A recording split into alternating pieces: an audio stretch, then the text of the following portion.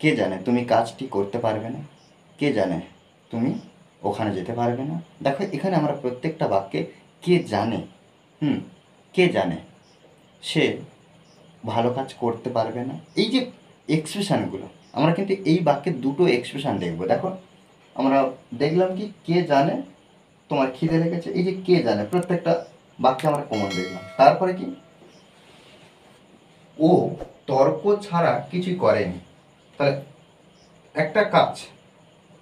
একটা কাজ করেছে আর কিছুই করেনি, এই যে কিছুই করেনি, ও দুধ ছাড়া কিছুই খায়নি, ও দুধ ছাড়া কিছু খায়নি। এই যে এক্সপ্রেশনগুলো খুব সহজে দেখো আমরা দুটো এক্সপ্রেশন ট্রান্সলেট করব।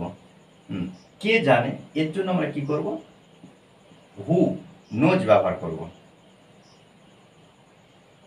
আর এখানে দেখো জিজ্ঞাসা চিহ্ন আছে, প্রশ্ন করা হচ্ছে কে জানে, একটু অন্যরকম কেন, কারণ দেখো হু নোজ কে জানে এর জন্য ব্যবহার করলাম, তুমি এই কাজটা করতে পারবে না, এটা কিন্তু আমরা সাধারণ বাক্যে বসিয়ে দেবো। একটা প্রশ্ন তৈরি হতে গেলে কি হয়, ডব্লিউএইচ ওয়ার্ড যদি থাকে তারপরে আমরা কি করি, হেল্পিং ভার্ব, তারপরে আমরা কি করি, subject main verb others word, subject তারপর মেন ভার্ব আদার্স ওয়ার্ড, বা আমরা অবজেক্ট বসাতে পারি, জিজ্ঞাসা চিহ্ন। এটাই হলো একটা প্রশ্নমূলক বাক্যের সম্পূর্ণ গঠন, ঠিক আছে। কিন্তু এখানে দেখো হু নোজ কে জানে তুমি এই কাজটা করতে পারবে না, সেক্ষেত্রে দেখো এই যে ইউ বসাচ্ছি, এখানে কিন্তু হেল্পিং ভার্ব বসাচ্ছি না, তবু হলেও যেহেতু কে জানে এটা আছে, তাই আমরা প্রশ্নমূলক বাক্যের মধ্যে ধরতে পারি। তাহলে হু নোজ কে জানে তুমি ইউ পারবে না, তাহলে এখানে দেখো শর্টে আমরা ক্যান্ট লিখতে পারি বা ক্যান নট লিখতে পারি। তাহলে হু নোজ ইউ ক্যান্ট, এরপরে আমরা ভার্ব ব্যবহার করব, এই যে করতে এই কাজটা, তাহলে you can't do this work, okay.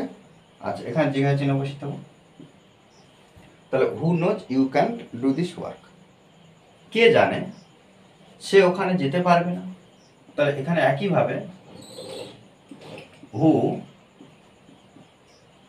Nose say he can't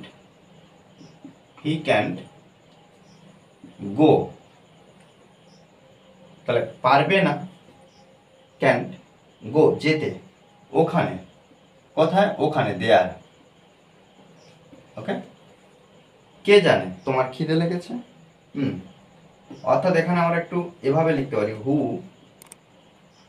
nose you are hungry,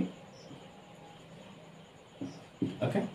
এবার দেখো ও তর্ক ছাড়া কিছুই করেনি, তাহলে এখানে আমরা কি করব, তাহলে ও বলতে এখানে হি বা সি দুটোর মধ্যে যে কোনো একটা ব্যবহার করব, ও বা সে কিছুই করেনি, এই যে কিছু করেনি পাস্ট টেন্সে, ওই জন্য আমরা কি করব, ডিড নাথিং, দেখো হি আর সি ডিড নাথিং, সে কিছুই করেনি, তর্ক ছাড়া, এই যে ছাড়া ইংরেজি এখানে আমরা বাট ব্যবহার করব, নাথিং বাট আর্গিউ, ওকে। ও দুধ ছাড়া কিছুই খায়নি, তাহলে এখানে দেখো পাস্ট টেন্সে, তাহলে হি আর সি ড্র্যাঙ্ক মানে কি, এখানে দেখো ড্রিঙ্ক থেকে ড্র্যাঙ্ক পাস্ট টেন্সে ব্যবহার করা হয়েছে, he or she drank nothing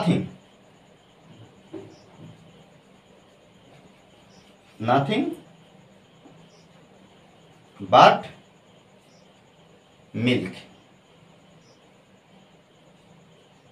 ওকে। দেখো এভাবে কিন্তু আমরা এই বাক্যগুলোকে সুন্দরভাবে ট্রান্সলেট করতে পারি, কেন, কারণ স্পোকেন ইংলিশে আমাদের ইমপ্রুভ করতে হবে। দেখো এই ধরনের বাক্য যদি আমরা অনবরত প্র্যাকটিস করি তাহলে আমাদের যে মুখের যে জড়তা, যে সাই, সেগুলো কিন্তু আমাদের দূর হয়ে যাবে, ওকে। আর এই ধরনের ক্লাস অনবরত পাওয়ার জন্য অবশ্যই এই চ্যানেলটি সাবস্ক্রাইব করে পাশে থাকবে, okay. Thanks for watching this video.